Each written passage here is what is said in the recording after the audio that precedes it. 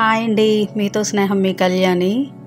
ఈరోజు నేను ఏమేం చేస్తున్నానో అలా చూపిస్తున్నాను మీకు. బయట ఎండ వేడి తట్టుకోలేకపోతున్నాం కదండి. ఇంట్లో ఉన్న మనకే ఇలా ఉంటే బయటకు వెళ్ళే మగవాళ్ళకి ఇంకెలా ఉంటుందో ఆలోచించండి.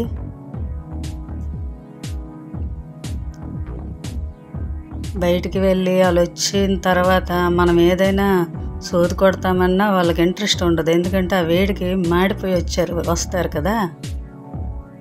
అందుకు మనం ఏదో వంట చేసుకొని ఆ వేడిలో ఉన్న తర్వాత కొంచెం రిలీఫ్ అవుతాం కాబట్టి ఫ్రీగా ఉంటాము. ఏమైనా మాట్లాడడానికి ఓపిక ఉంటుంది, కానీ వాళ్ళకు ఉంటుంది కదండి.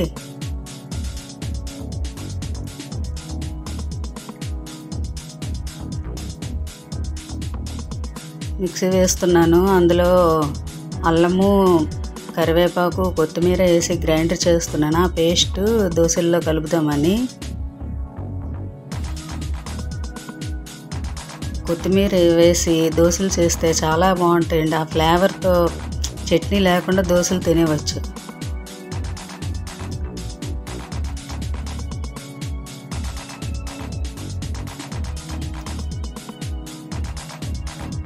వెంటనే ఆ బోటుకున్న ప్లగ్ తీసి పెట్టుకోవాలండి. నాకు అది అలవాటు.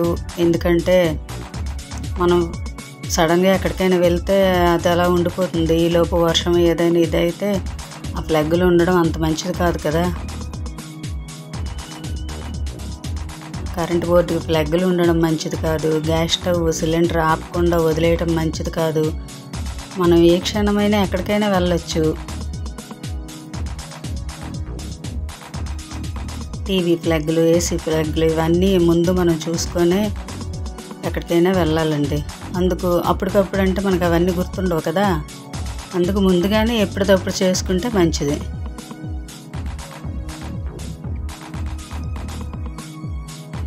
లేట్ అయిపోయింది కదా, అందుకు తొందరగా చేసుకుంటున్నాను టిఫిన్.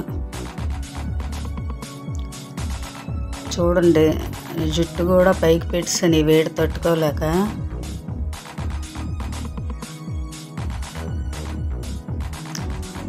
ఈ లోపల వంట చేసే వేడి ఎక్కువ, బయట ఎండ వచ్చే వేడి ఎక్కువ.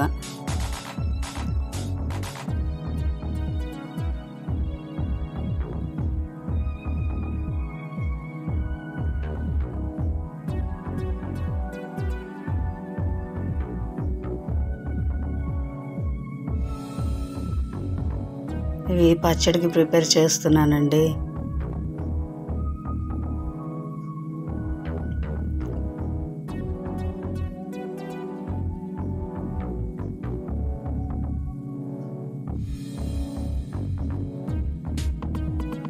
ఎంత వేడిగా ఉంది. నైట్ అయినా ఇంత వేడిగా ఉంటుంది, మార్నింగ్ వేడే ఉంటుంది, తెల్లవారుజామున కూడా వేడే. అసలు ఎండ కనిపించకపోయినా ఎక్కడి నుండి వస్తుందోనండి వేడి. మనం ఇంట్లో వంట చేయడం కాదు కానీ పెనం మీద దోశల్లా మాడిపోతున్నాం.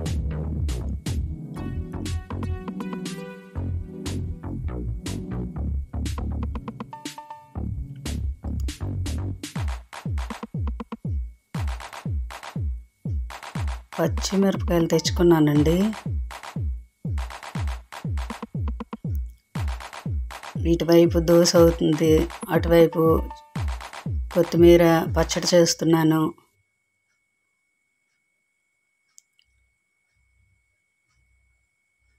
దోశ బాగా కాలిందండి. కానీ కొన్ని దోశలు నీట్గా వస్తాయండి. కొన్ని దోశలు ఏంటంటే మనం తీస్తున్న కొలది మనకు చిరాకు తెప్పిస్తాయి. అయిపోయిందండి దోశ.